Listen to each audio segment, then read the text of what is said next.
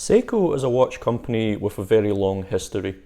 It is highly innovative and it remains one of the most integrated watch manufacturers in the world, through producing almost all of their components entirely in-house.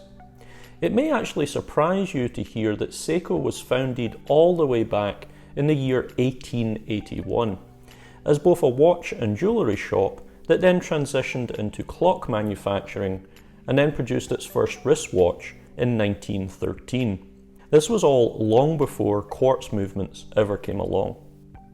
Seiko is said to mean exquisite in Japanese, but it is unfortunate that many people look down on Seiko as being a manufacturer of cheap quartz watches. They certainly do produce low-priced quartz watches, and in fact it was Seiko that in 1969 introduced the world's first quartz watch, the Astron. The Astron was anything but cheap. This 18-karat gold marvel contained revolutionary technology that would shake the mechanical Swiss watch industry to its core. But Seiko is so much more. They have made mechanical innovations in movement materials and in accuracy, and depending on who you talk to, they beat Heuer, Breitling and Zenith to produce the world's first automatic chronograph, the model 6139, in the year 1969. The 6139 also had a vertical clutch and a column wheel. Those are both really high-end components in a chronograph. Today, Seiko produces everything from low-priced quartz pieces to the new Astron that takes time from GPS satellites and is powered entirely by sunlight. Another world first. Seiko haven't stopped producing mechanical watches either. They have great value, entry-level and mid-range mechanical watches, and their top-of-the-line Grand Seiko range are some of the most accurate and superbly finished mechanical watches in the world. Here we have the Seiko Presage Shippo Enamel. The Presage line launched internationally in 2016, and so far it has produced some really great models. The Presage line is meant to fit somewhere between the mid-range Seiko 5 line and the premium Grand Seiko line, and they're being marketed by Seiko as affordable luxury. Seiko hopes to showcase their mechanical skill and their craftsmanship with the Presage line, but at a significantly lower price than the Grand Seikos. With Presage there are two sub-lines, the Prestige line that has artisanal dials and upgraded movements, and then there's the basic line that presents a more value-orientated range with more basic movements, and while the dials are not made to quite the same standard, they are generally deeply pressed with a sunray pattern that has a really glossy and multi-layered finish. These are the watches that began with the cocktail time model, and they really launched the Presage line to prominence in the watch world. The dial of this watch is the star of the piece. It is absolutely beautiful, not just in its colour and texture, but in its depth. The dial is produced from a metal disc that has a guilloche pattern radiating out from the centre, and this is covered in an enamel glaze. Enameling a dial is one of the most beautiful and difficult ways to decorate the face of a watch. There is Grand Feu, or what is also called vitreous enamel, that is created by applying silica and metal oxides to a flat metal disc and firing it in a kiln at between 800 to 1200 degrees Celsius. Then there is flinky enamel that we have here. This is called Shippo by the Japanese. Shippo is basically the same process as Grand Feu, but the material is mixed with water and painted onto a patterned metal disc prior to the firing. Both enamel processes take multiple applications of the material and multiple firings to build up a smooth glass-like finish. But if done correctly, it will produce a vivid colour that should last forever and never fade like paint would. However, because it is a highly skilled, hands-on, labour-intensive process, and due to the high failure rate from cracking and bubbling, it is very costly to produce enamel dials. Due to the cost and skill involved, enamel dials are generally only found in super high-end watches. To give you some additional perspective on the rarity of these Shippo dials, they are produced one at a time by a single craftsman named Wataru Totani, who also produces enamel for the Imperial Court of Japan. Every dial is unique, and every dial is like a miniature work of art. To get this level of craftsmanship at this price is virtually unheard of in the watch world. The dial has cream-coloured Roman numeral hour markers that are quite elongated.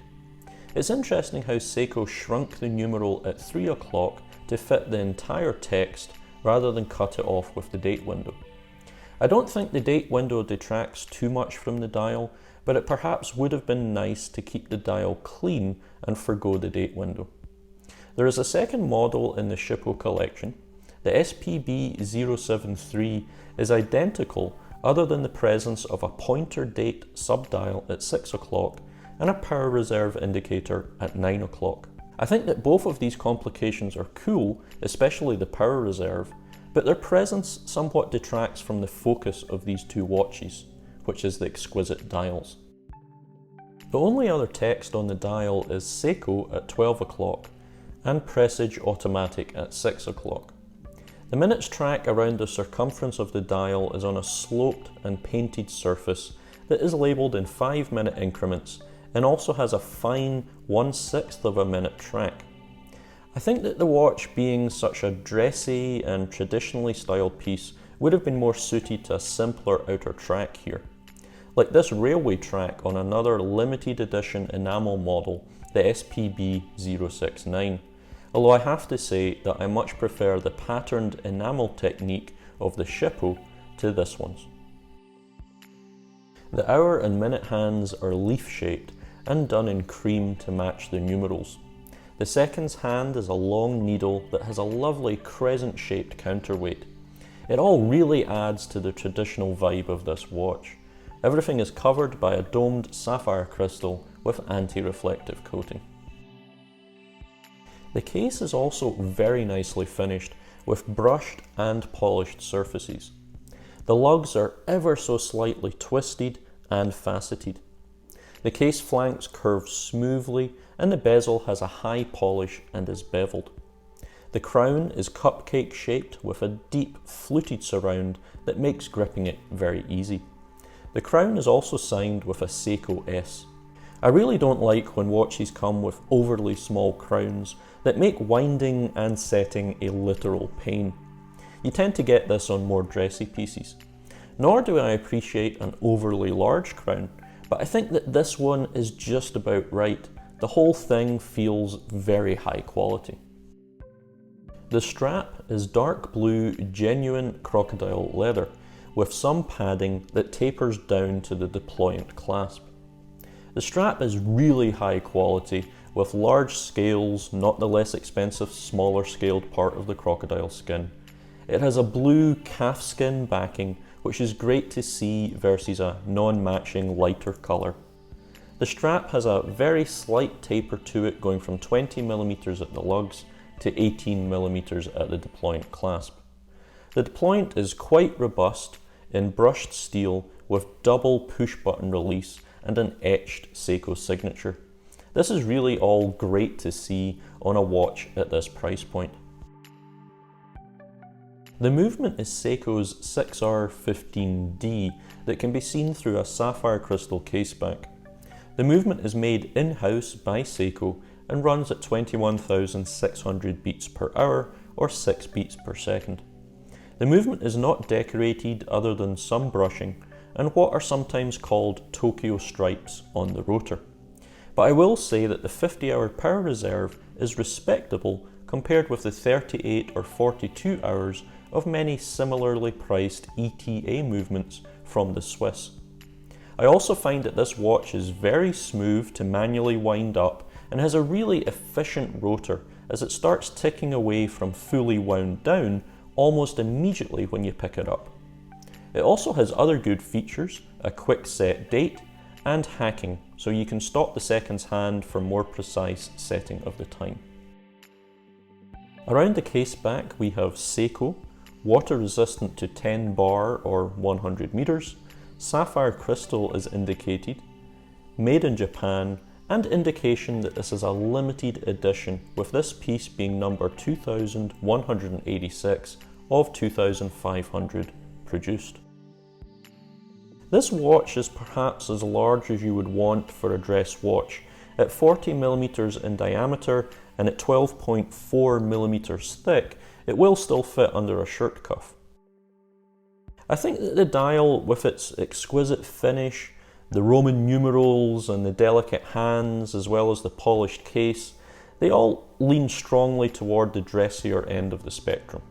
However, as we look at it on my about 7-inch wrist, I feel that you could still wear it more casually with a polo shirt or the like, as I think that the blue sheen of the dial and the cool blue strap both give it a real sense of fun.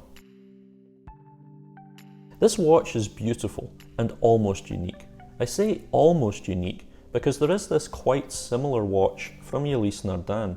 You can see the similarities here, from the Roman numerals to the leaf-shaped hands to, of course, the blue enamel with a similar guilloche pattern. It even has a blue crocodile strap.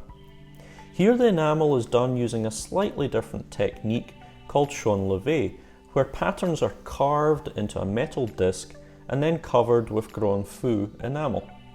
The seconds hand moves to a small subdial at 6 o'clock and is joined by a date in a circular opening. The watch is even the same size at 40mm. The big difference is in the price. At $8,800, this watch is a bargain for a Swiss-made enamel dial with an in-house movement, but it is still over 6 times the cost of the Seiko. Again, I think that this really puts the Seiko in perspective. It has a handmade enamel dial, an in-house movement, high quality finishing, and it's a limited edition. It's simply excellent value for money. You know, people say something is good value a lot, but that does this watch an injustice. It really is just an excellent piece, even if you take money out of the equation. Now let's pair this watch with a Scotch. I'm pairing the Seiko Presage Shippo Enamel with Glenmorangie Cellar 13 10-year-old single malt Scotch. But before I tell you why, let's talk a wee bit about the whisky. Glenmorangie was founded in 1843 in Tain on the shores of the Dornoch Firth in the Highlands of Scotland. The whisky has a lovely gold colour, and on the nose it is sweet apple and citrus with salty fresh sea air. The distillery is right on the water, and this special bottling ages for 10 years in oak barrels housed in a stone building with an earthen floor closest to the firth. The salty sea air permeates the barrels and works on the maturing whisky. The barrels are what's called first fill, as this is the first time they have been used to mature Scotch. This lends the whisky a sweeter vanilla and butterscotch flavouring. The taste is moderately sweet with hints of fruit and salty caramel. The finish is medium in length and quite pleasant. This is an exceptionally smooth Scotch to drink. Unfortunately, this Scotch, just like the watch, was a special release that had a limited production run and is getting quite difficult to find. But if you can lay your hands on it, I highly recommend it.